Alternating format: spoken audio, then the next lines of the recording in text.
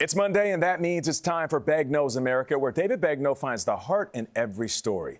High school principal Rob Burnside thought he knew what it meant to be there for his students until he met one teenager with nowhere to go. After 31 years in education, one decision cost Rob Burnside the job he loved the most. I was told that the district did not believe that I could go back into the building to be an effective leader, and I was given the option of stepping down or going through the process of being terminated. His offense? He let a homeless teenager stay in school despite his unenrollment. To understand why, you have to go back years earlier to a hallway and a principal who wore goofy pants on Friday just to get the kids to talk to him. First time I met him is when I seen him in the hallway, and I was like, "What's up, Mr. Burnside?" He just dropped everything, smiled at me, and he was like, "What's up, Dee?" That was Rob, principal of Lakota East High School in Ohio. Lendarius Hayes, also known as Dee, was just another kid who said hi in the hallway. Where were your parents? So my mom, I couldn't live with her because it wasn't really safe to live with her. My dad, he had some issues going on because sometimes it'd be cold in the mobile home, so I'd just be sleeping in the car with the heat on. During Dee's junior year in high school, that private struggle became public.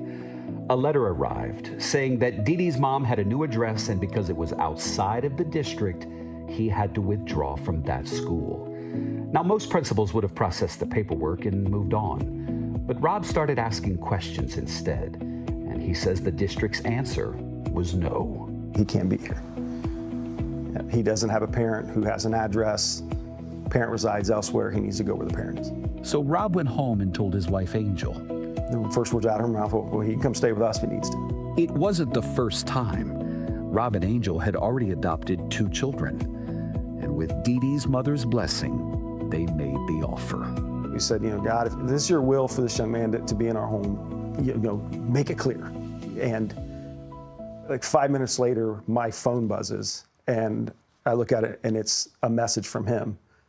"Hey, Mr. Burnside." And I grab it, and I look at my wife and say, "I think we just got our answer." And he's been in our house since then. Dee had a home, but he'd been withdrawn from the school. Rob let him keep going anyway, and it cost him his job. Then I was given a letter putting me on leave. I made the decision that was better for my family. I was telling him, like, I could just go down there to my mom's house. I don't want you to lose your job. Like, them kids need you. And what the words that came out of his mouth, "No, you're gonna stay with me." I remember my exact words, "No, Dee, you're part of this family. We're not gonna turn our back on you." And we hugged. Make the pudding that goes. The Burnsides became Dee's legal guardians. Dear Heavenly Father, thank you for this day. Thank you. Feeling safe now meant looking back at how unsafe he once was. How do you feel when you talk about that? When I think about it now, it's like, I don't know how I'm here. I just don't know. At first, I was in a cold car, barely eating, barely getting to school, just trying to be a good person. And now it's just, I'm eating now, I'm in the house, being a kid. Now, then every time when I think about it, it's just, wow, how did I do it? For Rob, the price is still being paid. No one will hire him as a principal in the area. If you had to do it again, would you do the same thing? Yes. And no regrets? No. Because what value can you put on the life of a young person? Dee's goal now is to become an aviation mechanic, and he's working towards it while he waits. This past May, Dee walked across the stage and graduated from a different high school. And in the stands watching him do it were the people he now calls Pops and Ma, Rob and Angel. His guardians, but really his guardian angels.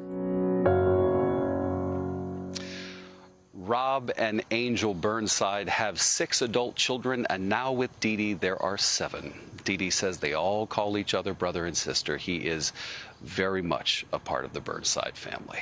David, did we understand that correctly? Nobody will still hire him as a principal? I don't understand this.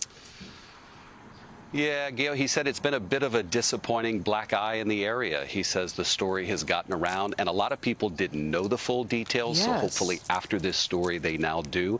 But he would very much like to be back in that principal's role. Because aren't those the type of people, guys, that you want as a principal? Isn't that what you want? Too many rules, not enough sense. Yes, Major. I mean, I understand the rules. Yes. But I understand common sense. Common sense of emotional outreach to a young man who needs and turning his life around.